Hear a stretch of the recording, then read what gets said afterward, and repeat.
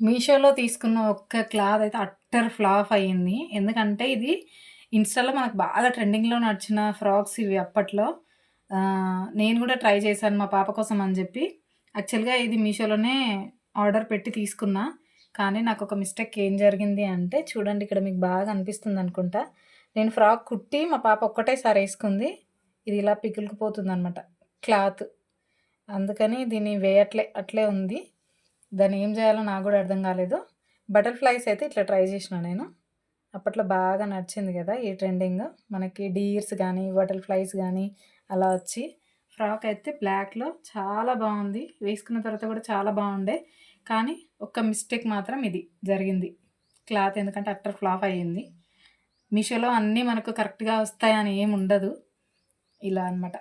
మెయిన్‌గా ఇది పోయింది. దీన్ని వేయట్లే. మూలకు వేసి పడేసినామనమాట. ఇది ఫ్రాకొచ్చేసి. ఇది క్లాత్ ఇంకా చాలా ఉంది. మనకెంత అరౌండ్ 3 మీటర్సో ఏమో వచ్చింది 200కి.